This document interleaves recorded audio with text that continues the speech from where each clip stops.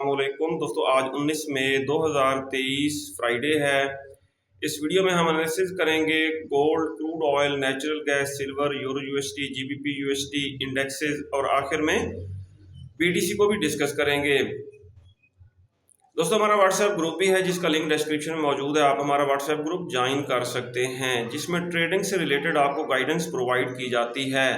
और ये वीडियो हम एजुकेशनल पर्पस के लिए बना रहे हैं, आपने इसको फाइनेंशियल एडवाइस के तौर पे नहीं लेना। अगर गोल्ड की हम कल की सूरत हाल देखें दोस्तों, कल गोल्ड मार्केट बहुत ज़्यादा डाउन आई। 1952 को टच किया, टच करने के बाद फर्दर इसने ये लो अभी तक ब्रेक नहीं किया। 19 हाँ जी, बल्कि ये 50 तक आई थी, 51 तक सही। ये लो अभी तक ब्रेक नहीं किया और अप जाने की कोशिश कर रही है। 1963 करंट प्राइस है। आज के दिन हमारी क्या ट्रेडिंग स्ट्रेटेजी होनी चाहिए हम बाद में डिस्कस करते हैं। पहले हम फंडामेंटल न्यूज़ देख लेते हैं। सबसे पहले आज का डाटा देखते हैं फॉरेक्स फैक्ट्री पे 19 मई फ्राइडे का। आज लो इम्पैक्ट्स न्यूज़ हैं। कैनेडियन डॉलर से रिलेटेड मीडियम इम्पैक्ट्स न्यूज़ आएंगी 2 पाकिस्तानी वक्त के मुताबिक 5:30 बजे। फर्दर अगर हम देखें एफओएमसी मेंबर की स्पीच है 5:45 पे और 6 बजे। सबसे इम्पॉर्टेंट न्यूज़ आएगी फेड चेयरमैन पावल की स्पीच है और ये तमाम मार्केट्स का ट्रेंड चेंज कर सकती है ये न्यूज़। और ये न्यूज़ आएगी पाकिस्तानी वक्त के मुताबिक 8 बजे। ट्रेडिंग व्यू पे अगर हम देखें तो गोल्ड मार्केट की करंट प्राइस 1962.9, ठीक है, 1962.8 ये चल रही है। अगर हम न्यूज़ देखें, यहाँ पे बता रहे हैं कि फेब से लेके अब तक गोल्ड बहुत ज़्यादा गिरा। Gold set for biggest weekly fall since Feb on US debt deal hopes. और वीकली एनालिसिस की वीडियो में दोस्तों हमने यही प्रिडिक्ट किया था कि गोल्ड मार्केट डाउन आ सकती है और सेल के जोन बने थे, बेरिश इनगल्फिंग बनी थी और मैंने कहा था कि यहाँ से हम सेल करेंगे। क्रूड ऑयल कल पहले डाउन आया और मैंने आपको बताया था वाज़ेह है कि यूएस इन्वेंट्रीज़ का डाटा आया है जिसकी वजह से क्रूड ऑयल डाउन आ सकता है। और नीचे मैंने बाय का जोन ड्रा करके आपको बताया था कि यहाँ से हम बाय करेंगे। WTI crude oil falls as inventories rose last week, debt ceiling talks continue. FX street पे देख लेते हैं news. Gold futures decline now appears content, मतलब फर्दर गोल्ड डाउन जाने के चांसेस कम हो रहे हैं। इस न्यूज़ का मतलब ये है। और क्रूड ऑयल के बारे में बता रहे हैं, oil buyer spoke 72.5 within weekly triangle, और ये 73 की तरफ जा सकता है आज क्रूड ऑयल।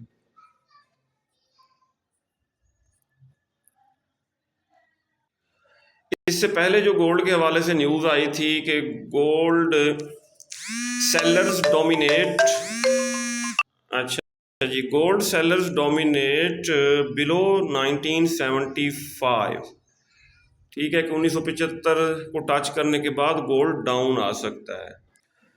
जी दोस्तों, गोल्ड के बहुत ज़्यादा क्रैश होने की वजह यही है कि DXY बहुत ज़्यादा बुलिश हुआ और मैंने बताया भी था कि इसने अपना बॉटम यहाँ पे लगा लिया है और DXY बुलिश हो चुका है, इसलिए हम हर टॉप से सेल करेंगे। सही हो गया। अब फर्दर अप जाने से ब्रेक लग चुकी है DXY को। अगर हम डेली टाइम फ्रेम में देखें तो ये 200 के मूविंग एवरेज के करीब जाने के बाद यहाँ पे डॉजी टाइप कैंडल बना रहा है। अगर डॉजी टाइप कैंडल के बाद यहाँ से रेड कैंडल बनती है तो ये करेक्शन करने DXY आ सकता है डाउन, जिसकी वजह से गोल्ड अप हो सकता है। गोल्ड के ऊपर दोस्तों पहले हम आज के लेवल्स लगा लेते हैं। ये सारी लाइनें वगैरह करेंगे हम डिलीट, और ये कल वाली जो कैंडल है इसके ऊपर हम लगाएंगे रेजिस्टेंस। ये देखें, ये ब्लू लाइन हमने ऊपर, ये रेजिस्टेंस है 1985, ये आज की रेजिस्टेंस है। और सेंटर में हम लगाएंगे पिवट पॉइंट और इससे नीचे लगाएंगे हम सपोर्ट। इस कैंडल के बिल्कुल नीचे, और इसका कलर हम रखेंगे ब्लू। डन कर दिया। अब हम देखेंगे 30 मिनट टाइम फ्रेम में या 15 मिनट में भी देख सकते हैं।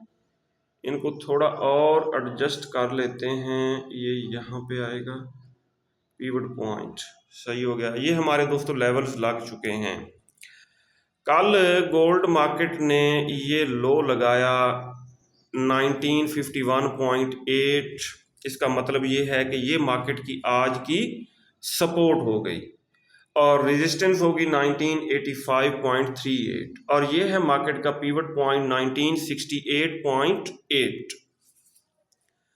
आज हमारी दोस्तों ट्रेडिंग स्ट्रेटेजी क्या होनी चाहिए? हमने यहाँ पे 1951-52 के आसपास बाय की ट्रेड्स लगाई और उनको हम कर चुके हैं ब्रेक इवन। इन ट्रेड्स को हम होल्ड करेंगे जब तक ब्रेक इवन हिट ना हो जाए, क्योंकि आज फ्राइडे है। हो सकता है तमाम दुनिया के ट्रेडर्स का ज़हन बन चुका है सेलिंग की तरफ, और ये भी हो सकता है कि मार्केट बाय की तरफ निकल जाए, यहाँ से बुलिश हो जाए। और फिर अगर हमारी ये ट्रेड कामयाब हो जाती हैं 1950-55 के आसपास जो हमने बाय की लगाई हैं, तो हम इन ट्रेड्स को होल्ड कर सकते हैं।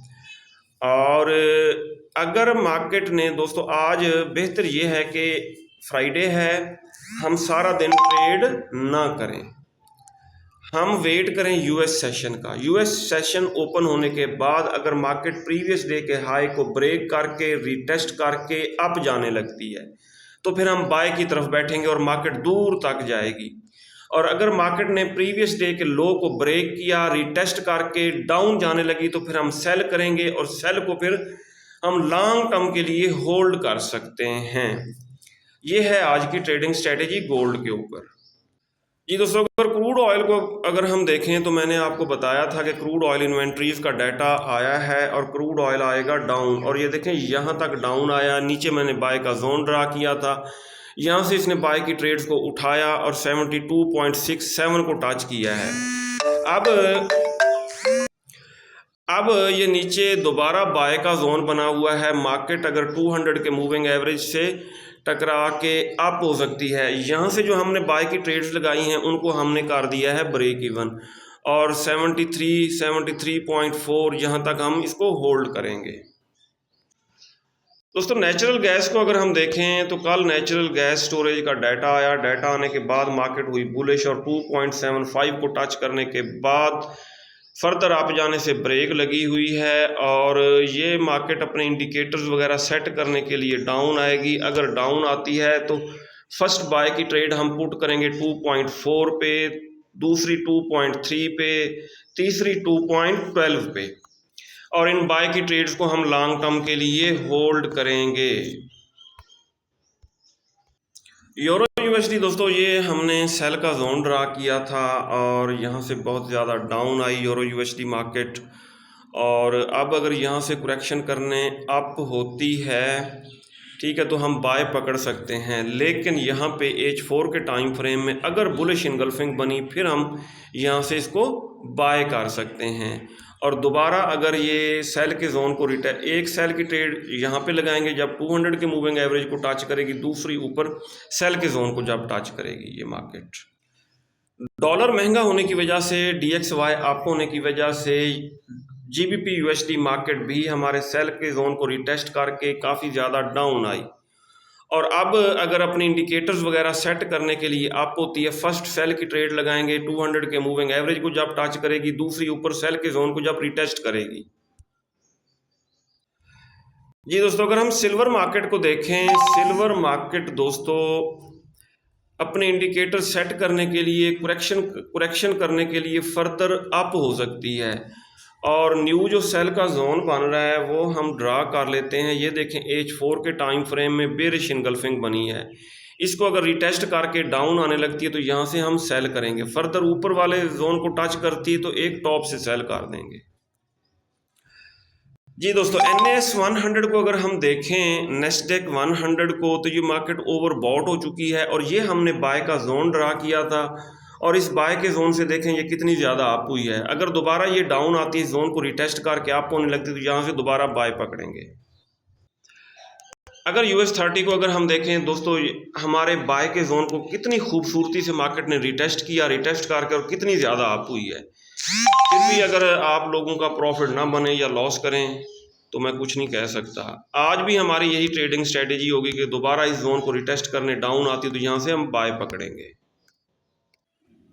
दोस्तों BTC को अगर हम देखें तो 25,805 को टच करने के बाद फर्दर इसने लो ब्रेक नहीं किया। और अगर हम जोन ड्रा करें H4 के टाइम फ्रेम में देखें, यहाँ पे हमें बुलिश इनगल्फिंग नज़र आ रही है। इसके ऊपर हम बाय का जोन ड्रा करेंगे, ये देखें जी। और इस बाय के जोन से BTC मार्केट दोबारा अप हो सकती है और जैसे ही 200 के मूविंग एवरेज को टच करे बाय से हम एग्जिट हो जाएंगे। ये था दोस्तों आज का एनालिसिस। अपना बहुत सारा ख्याल रखिएगा, हमें दुआओं में याद रखिएगा। अल्लाह हाफिज़।